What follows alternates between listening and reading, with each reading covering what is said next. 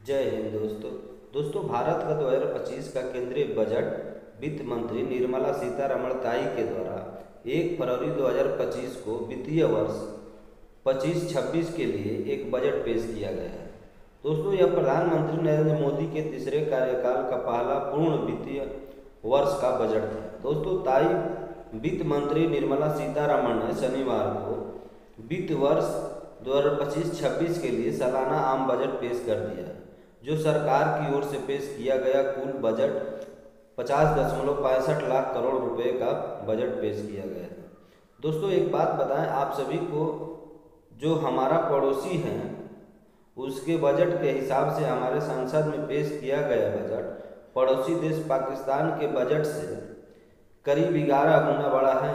दोस्तों इस वीडियो को पूरा ध्यान से देखना, तभी आप सभी को समझ में आएगा इस बजट के बारे में, और आप सभी को लगभग सब कुछ बताने वाला है। दोस्तों नमस्कार प्रणाम, आप सभी देख रहे हैं स्टोरी वाइज और मैं हूं चंदन। दोस्तों केंद्रीय वित्त मंत्री निर्मला सीतारमण ने शनिवार को लोकसभा में जो मोदी सरकार 3.0 का दूसरा बजट पेश किया है, वह प्रधानमंत्री नरेंद्र मोदी के आम बजट को ऐतिहासिक करार दिया है। साथ ही उन्होंने यह भी कहा है कि यह हर भारतीय के सपनों को पूरा करेगा और हमारे विकसित भारत के मिशन को आगे ले जाएगा और विकास, निवेश और उपभोग को कई गुना ज़्यादा बढ़ाएगा। दोस्तों हालांकि लोकसभा के नेता प्रतिपक्ष और कांग्रेस सांसद राहुल गांधी ने आर्थिक संकट को हल करने के लिए बड़े बदलाव की जरूरत पर जोर दिया है और बजट को गोली के घाव पर केवल मरहम पट्टी बांधने की तरह करार दिया है। दोस्तों आम बजट पेश होने के बाद से ही लोगों के जहन में कई सवाल उठ रहे हैं। दोस्तों आम आदमी जानना चाहता है कि आखिर सरकार के पिटारे से उसके लिए क्या क्या निकला हुआ है और उसके लिए उपयोगी कौन कौन सी चीज़ें सस्ती हैं और क्या उसको इस महंगाई से राहत मिलेगी या नहीं। और दोस्तों इसके अलावा लोग यह भी जानना चाहते हैं कि गरीब किसान, स्वास्थ्य क्षेत्र, मध्यम वर्ग और वेतनभोगियों को इस बजट से क्या क्या मिला है। दोस्तों ऐसे में हम आपके लिए लाए हैं बजट का पूरा सार एक ही जगह पर, और वो भी आसान भाषा में।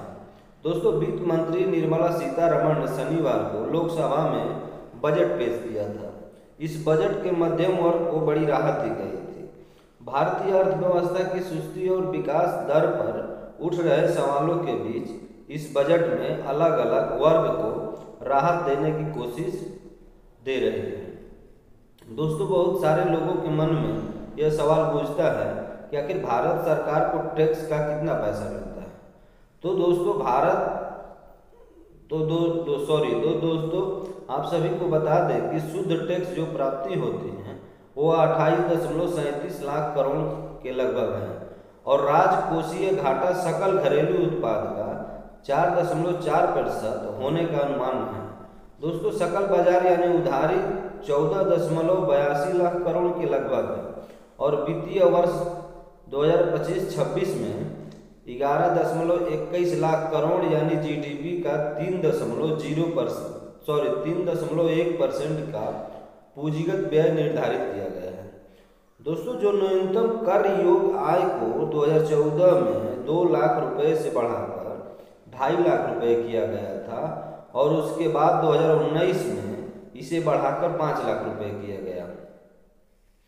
दोस्तों उसके बाद फिर 2023 में 7 लाख रुपए और 25 में यानी इस साल इसको 12 लाख रुपए कर दिया गया है। दोस्तों पिछले बजट के में मानक कटौती को 50,000 रुपये से बढ़ाकर 75,000 रुपये कर दिया था। इस हिसाब से 12,75,000 रुपये तक की इनकम वाले व्यक्ति को आयकर में पूरी छूट मिलेगी। दोस्तों 12 लाख तक शून्य आयकर है और नई कर व्यवस्था के तहत 12 लाख तक की आय पर कोई आय नहीं लगाया जाएगा। लेकिन दोस्तों अगर आप 12 लाख से ऊपर की आय पर संशोधित कर स्लैब के अनुसार कर लगाया जाएगा। हालांकि पुरानी कर व्यवस्था के लिए कर की दरें अपरिवर्तित हो रहेगी। दोस्तों टीडीएस और टीसीएस का युक्तिकरण जो है वह वरिष्ठ नागरिकों के लिए ब्याज पर स्रोत पर कर कटौती यानी टीडीएस की सीमा को 50,000 से बढ़ाकर 1 लाख कर दिया गया है। और वहीं किराए पर टीडीएस की वार्षिक सीमा 2,40,000 से बढ़ाकर 6 लाख कर दी गई है।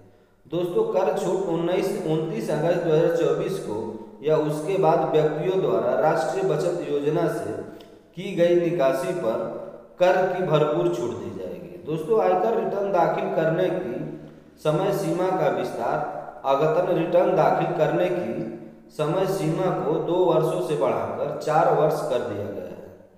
दोस्तों, नया आयकर विधेयक जो है वह इस विधेयक का उद्देश्य कर व्यवस्था को और सरल बनाना और अनुपालन बोझ को कम करना है। दोस्तों, इस विधेयक को 2025 के बजट की प्रस्तुति की अगले सप्ताह पेश किए जाने की उम्मीद भी है।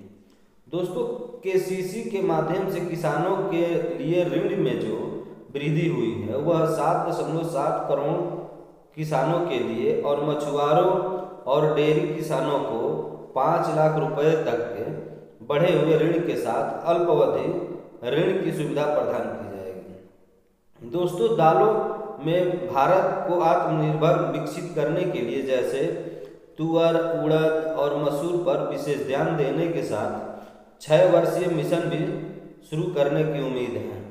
दोस्तों, अनुसंधान विकास और नवाचार में जैसे क्षेत्र द्वारा संचालित अनुसंधान विकास और नवाचार पहल को लागू करने के लिए 20,000 करोड़ रुपए का आवंटन किया गया है। दोस्तों, फसलों के